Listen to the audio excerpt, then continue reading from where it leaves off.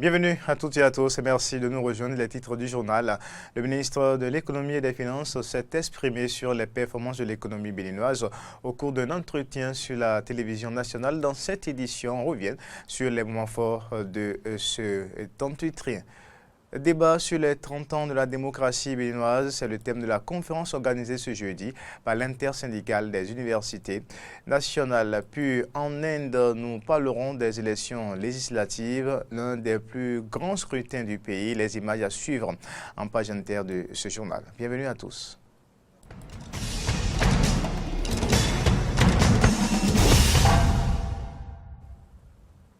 Ce mercredi soir, sur la chaîne nationale, Romuald Wadayi, ministre de l'Économie et des Finances, était l'invité d'une émission qui porte sur le thème économie béninoise, des performances remarquables. À travers un échange fort enrichissant, le ministre des Finances a exposé les avancées de l'économie béninoise. Le résumé de cet entretien avec Arnaud Mori Agua.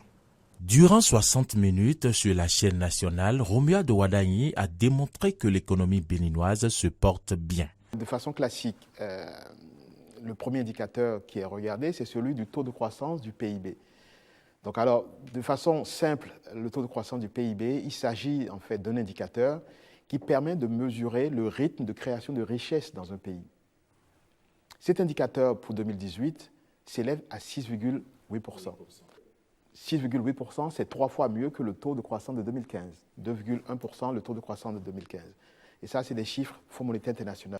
De l'autre côté, quand vous regardez de façon globale le niveau de création de richesse, que ce soit dans la sous-région, au niveau mondial, vous voyez que ce taux fait partie de l'une des meilleures performances aujourd'hui. Ensuite, il s'est appuyé sur l'appréciation des partenaires techniques. Vous avez vu, en février, le président de la commission de l'UEMOA est passé à Cotonou, a dit que le Bénin a fait des bons jamais faits dans l'UEMOA en matière de réforme. Récemment, le Bénin a été primé comme premier pays en matière de transparence budgétaire. Et ça, ce n'est pas l'association fan club de Wadayi qui a fait ça. Hein. C'est le Fonds monétaire international, l'Union européenne. C'est grâce à ces éléments-là, ces appréciations-là, que quand nous allons vers des investisseurs qui ne savent même pas positionner le Bénin sur une carte, mais ils nous font confiance parce qu'ils voient que l'Union européenne, le Fonds monétaire international, la Banque mondiale, plusieurs partenaires donne satisfaction sur ce qui se passe. Quel est alors l'impact du taux de croissance sur le panier de la ménagère? Le commentaire qui dit le panier de ménagère souffre, on peut souffrir parce que l'argent qui rentre a baissé, ou on peut souffrir parce que avec le même montant d'argent, on n'arrive plus à acheter la même quantité de produits. Au niveau macro, et en donnant des exemples concrets de produits, le maïs en est un, non, avec le même montant d'argent, le pouvoir d'achat est resté à peu près au même niveau. L'enjeu aujourd'hui, et ceux qui se plaignent, c'est sur l'argent qui rentre. C'est la partie d'argent qui rentre de façon illégale qui a été limitée. Romuald Wadayi, dans cet entretien, est revenu sur le bienfait de certaines réformes. Quand on fait les réformes de la santé, on démantèle les faux médicaments. Mais ça, c'est l'ensemble, vous, moi, tout le monde, qui maintenant, nous avons une assurance meilleure sur la qualité des médicaments que nous consommons. Il s'agit de continuer à faire les réformes, de continuer à faire les investissements pour créer le cadre, pour que chacun puisse, quel que soit où il vit, quel que soit où il est, il puisse avoir les mêmes égalités de chances face à la création de la richesse et contribuer à faire développer notre pays. À la préoccupation des conséquences éventuelles d'un endettement trop élevé du Bénin, le ministre répond. Quand vous êtes dans un schéma, et c'est factuel, où l'accroissement de la dette, à la fin de l'année, vous dites, OK, l'année passée, j'avais ça comme stock de dette. Cette année, voilà mon niveau de dette. 2018, je me répète, le montant de la dette a augmenté de 349 milliards, mais nous avons investi 500 milliards. Ça, c'est une performance. Concernant la polémique à propos du franc CFA, nous ne sommes pas seuls dans ce système, c'est le premier message. Deuxième message, aujourd'hui, nous n'avons pas d'indicateur d'alerte qui nous montre que structurellement, il y a lieu de réagir. Et enfin, je veux préciser que ces questions sont suivies au quotidien. Et le jour où il y aura des alertes, nous allons vous en parler et nous allons prendre nos responsabilités au niveau du Conseil des ministres et ensuite au niveau des chefs d'État. Au thème de cet entretien, les résultats obtenus jusque-là sont l'effort de tous, selon Romuald Wadayi. Les efforts devront donc continuer pour que le bonheur qui est déjà là, au dire du ministre, s'amplifie. L'actualité, c'est également la sortie de l'ancien président Boni Yayi. Il s'est prononcé sur la situation sociopolitique qui traverse le Bénin. Déclaration faite ce jeudi 18 avril 2019 à son domicile à Kadiaon. Le chef d'État a dénoncé une remise en cause des acquis démocratiques. Pour lui, le Bénin ne saurait organiser des élections législatives sans l'opposition. Suivons un extrait des déclarations de Boni Yayi. Eh bien, en conséquence, j'en appelle au sens élevé de l'État et de responsabilité du président de la République, M. Patrice Talon.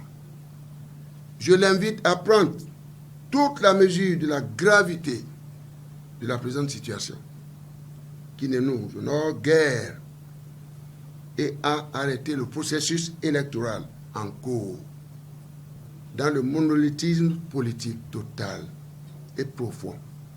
Toute chose contraire à notre Constitution du 11 décembre 1990. J'invite tous les Béninois, toutes les Béninoises, de tous bords, les institutions de la République, les acteurs politiques, les magistrats, les acteurs des médias et de la presse, les syndicalistes, les agents de sécurité et de défense, patriotes, les femmes de nos villes et campagnes, les jeunes, les confessions religieuses, les enseignants et autres travailleurs de tous les secteurs, les artisans, les commerçants, les ouvriers, les producteurs agricoles, etc., à user du pouvoir que nous donne notre loi fondamentale pour faire arrêter le processus électoral périlleux en cours, afin de rechercher et de trouver sans délai, sous la grâce du Seigneur, les solutions idoines. L'intersyndicale des universités nationales du Bénin a organisé dans la matinée de ce jeudi une conférence débat, une rencontre d'échange et de propositions sur les 30 ans de la démocratie au Bénin. C'était sur le campus d'Abomey-Calavi. Voici le compte rendu de Horacia Djodji. C'est la toute première fois que l'intersyndicale des enseignants des universités du Bénin entreprend une réflexion collective qui sort du cadre strict du secteur de l'enseignement supérieur. Une réflexion qui cadre avec l'actualité politique du Bénin, d'où le thème de la conférence débat, 30 ans de défis démocratiques, le Bénin à la croisée des chemins. Aujourd'hui, sur le plan politique, pour caricaturer un peu les choses,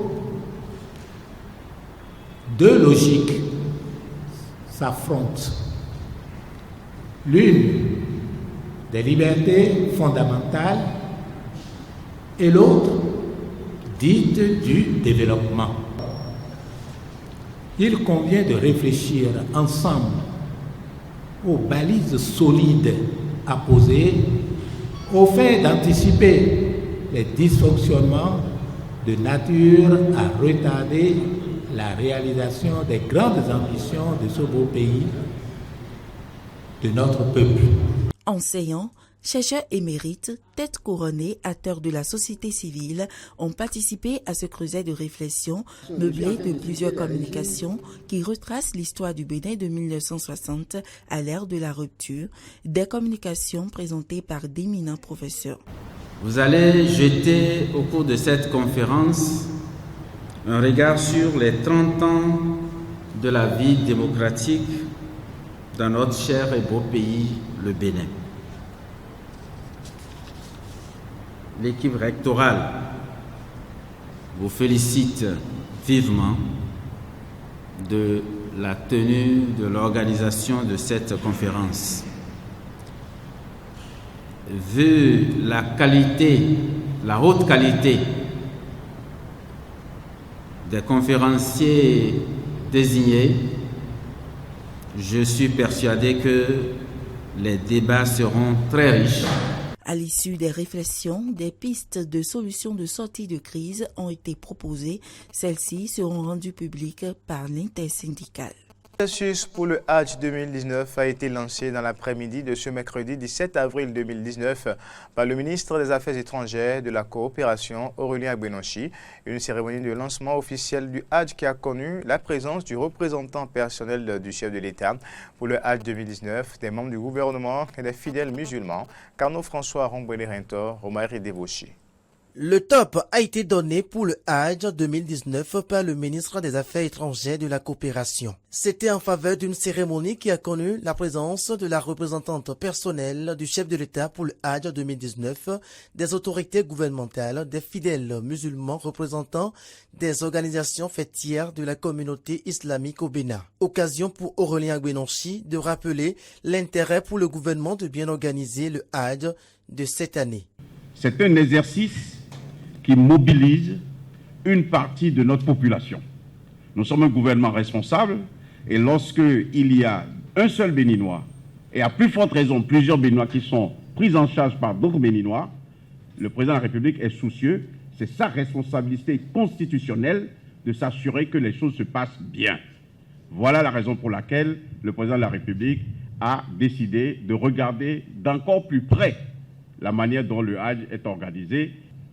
La deuxième chose, c'est que le Hajj, c'est un exercice qui se passe entre le gouvernement du Royaume d'Arabie Saoudite et les autres gouvernements.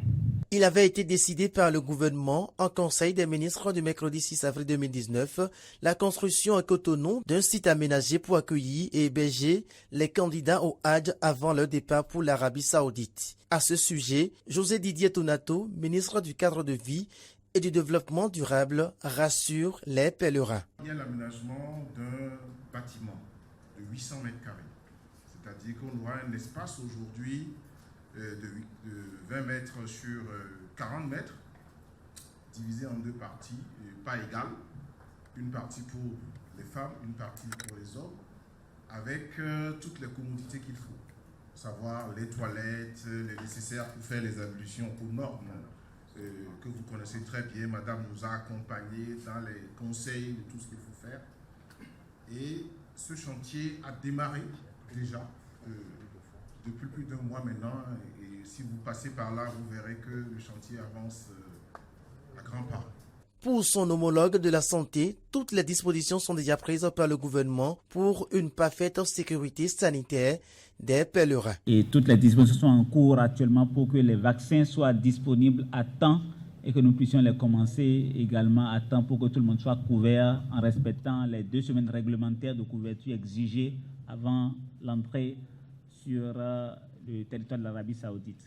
La deuxième chose, c'est par rapport aux dispositions sur le plan sanitaire lorsque vous serez déjà là-bas. Là également, l'équipe médicale qui doit vous accompagner est déjà constituée.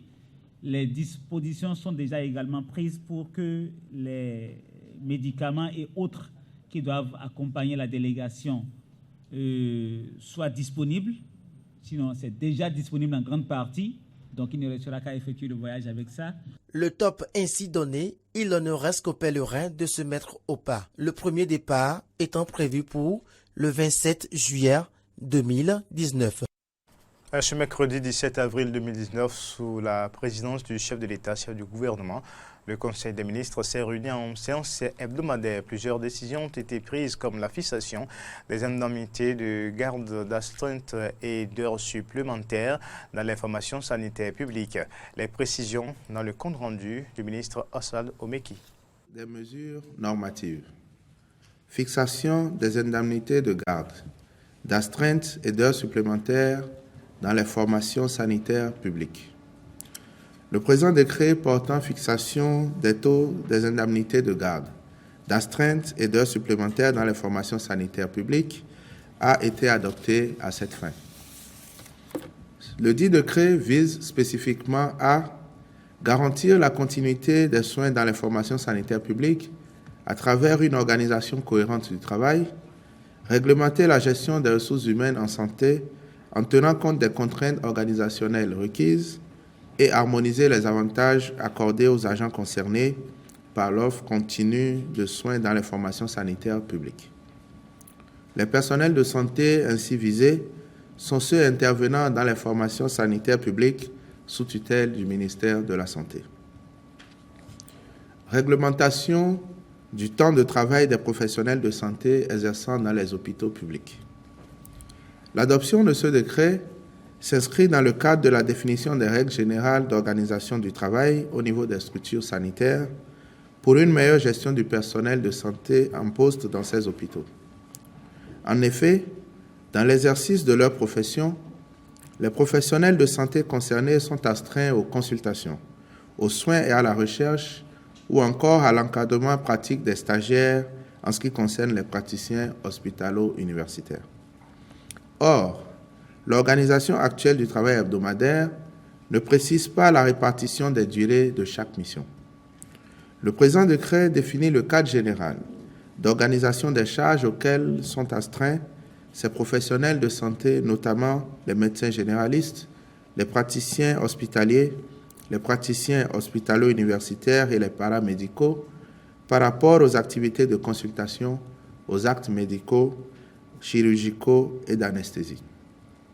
Il en est de même des soins infirmiers, obstétricaux, d'exploration diagnostique, de visite générale et de recherche.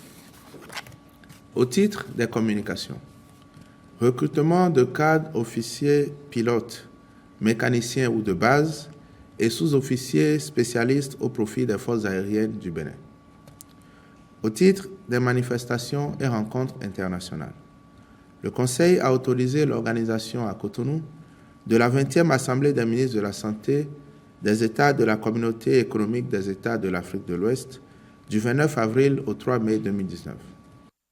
Les chrétiens du monde, à l'instar de ceux les chrétiens du Bénin, j'allais dire, à l'instar de ceux du monde, se préparent activement pour commémorer la résurrection du Christ, une célébration qui se vit différemment selon les congrégations religieuses. L'équipe de DEN Télévision est allée au contact des catholiques, des évangéliques et des chrétiens de l'Église du christianisme céleste.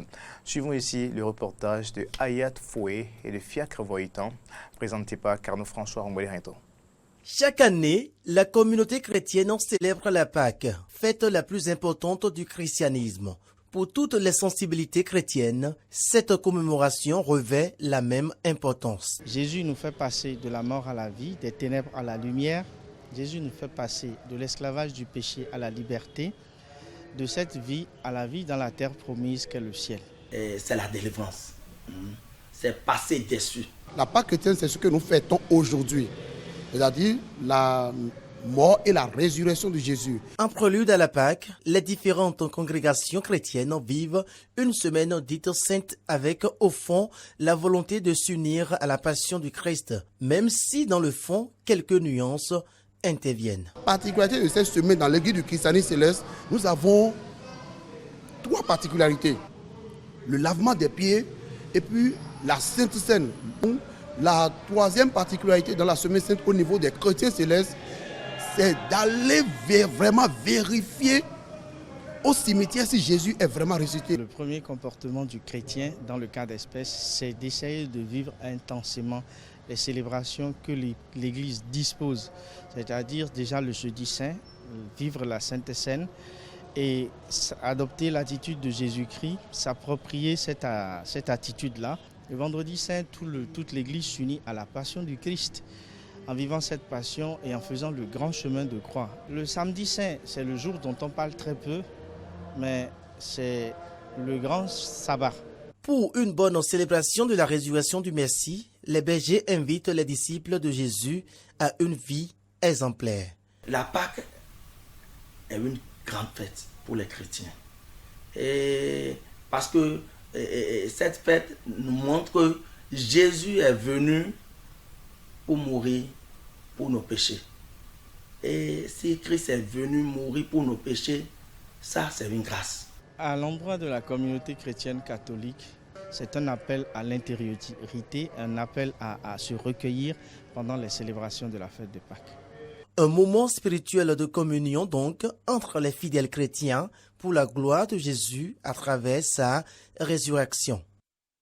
La semaine sainte est marquée, il faut le préciser également, chez les catholiques chaque année par la célébration de la messe chrismale.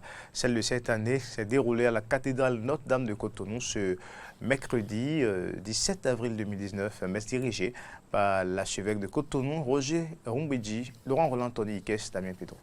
Le diocèse de Cotonou a célébré ce mercredi 18 avril 2019 la messe chrismale à la cathédrale Notre-Dame de Cotonou. Une célébration dirigée par l'archevêque Roger Rumbedji.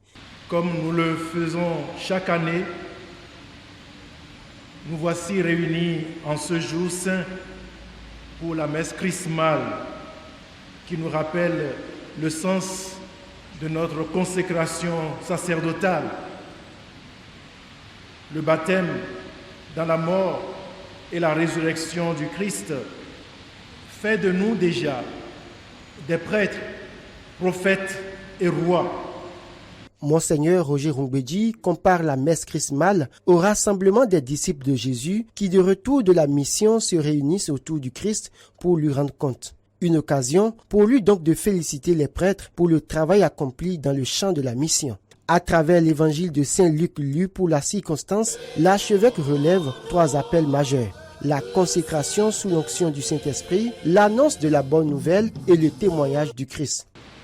Du moment où nous avons reçu l'onction d'ordination, nous sommes devenus des consacrés, des mis à part du Seigneur, ceux en qui le Christ se rend présent.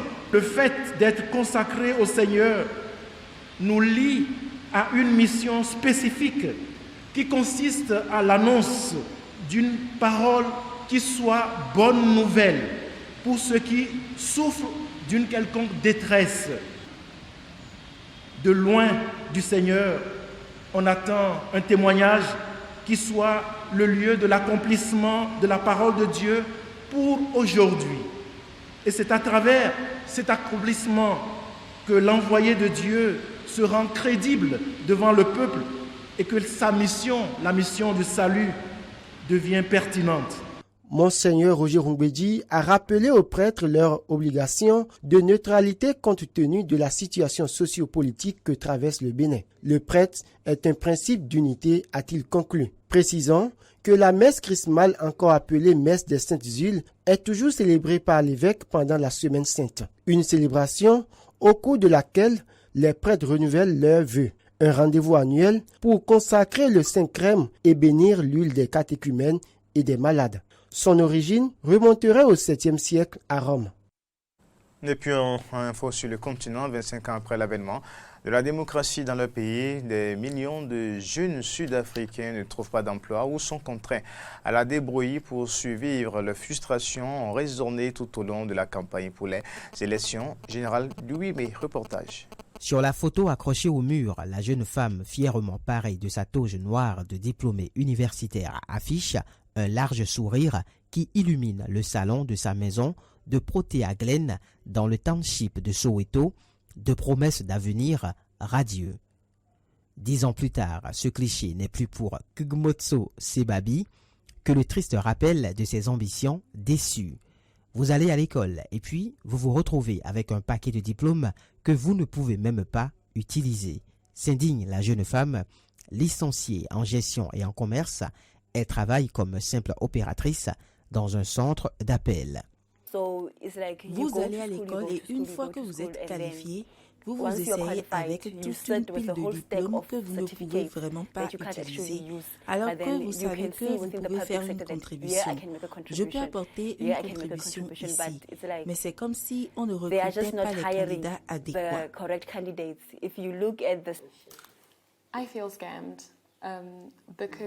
Je me sens arnaquée parce que dans beaucoup de ces campagnes électorales, ils parlent du chômage, de la réduction de la pauvreté, de la violence fondée sur le genre, mais ce ne sont que des paroles. J'ai vraiment l'impression qu'ils essaient de cibler les jeunes, mais dans la plupart des partis, il n'y a pas de jeunes. Son cas est loin d'être isolé. 25 ans après l'avènement de la démocratie dans leur pays, des millions de jeunes Sud-Africains ne trouvent pas d'emploi ou sont contraints à la débrouille pour survivre. Leurs frustrations ont résonné tout au long de la campagne pour les élections générales du 8 mai. C'est incroyablement difficile et démotivant, confie-t-elle. Diplômée en 2018 de la prestigieuse université de Rhodes Sud, elle cherche désespérément un poste de journaliste. En tant que femme noire, c'est incroyablement frustrant parce que les femmes noires travaillent le plus dur, mais elles sont les plus pauvres. Et pour moi, ce n'est pas juste. Ce n'est vraiment pas juste. Et c'est déchirant. Je suis découragée, beaucoup, parce qu'il y a des moments où je me demande comment encourager mes enfants à aller à l'école alors qu'ils peuvent me voir en difficulté avec tous mes diplômes, mais tu as quand même un emploi à la portée de tous. Tu n'avais pas besoin d'être aussi qualifié pour avoir ce poste. Comment savoir que l'éducation est la clé de quoi?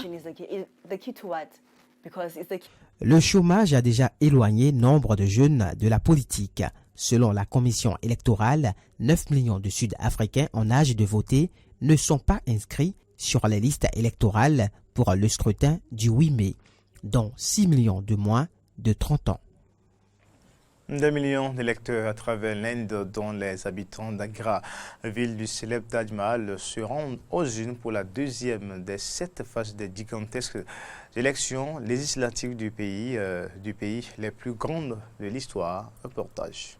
Parti sur près de 6 semaines pour des raisons logistiques.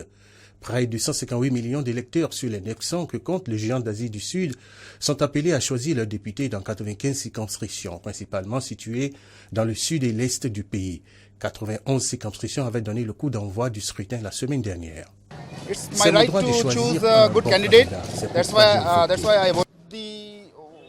Le développement, l'éducation, l'emploi, ce sont les principaux critères pour nous. Nous voulons développer ces choses. Dans la région poudrière du Cachemire, au nord, où New Delhi est confrontée à une insurrection séparatiste, la grande ville de Srinagar connaissait un important déploiement sécuritaire de soldats et paramilitaires. La population avait déserté les rues. Jeudi matin, seuls 2 électeurs s'étaient présentés en 2 heures dans une école reconvertie en bureau de vote et gardée par une dizaine de policiers en gilet pare-balles. Vous pouvez voir que beaucoup de monde est ici. Tant de gens se sont au chômage. Ils n'ont aucun emploi. Pourquoi élisons-nous le gouvernement? La dernière fois, notre gouvernement avait promis beaucoup d'emplois, mais rien. Nous avons gardé des espoirs pour tout le pays. Les enfants n'ont pas un grand futur sous le gouvernement de Narendra Modi. Nous voulons Rahul Gandhi au pouvoir pour qu'il fasse quelque chose pour le futur de nos enfants. De la plaine du Gange aux îles tropicales du golfe du Bengale, en passant par les mégapoles tentaculaires, les Indiens sont appelés jusqu'au 19 mai à choisir le prochain gouvernement de cette nation de 1,3 milliard d'habitants. Et c'est la fin de cette édition. Merci à toutes et à tous. Au revoir.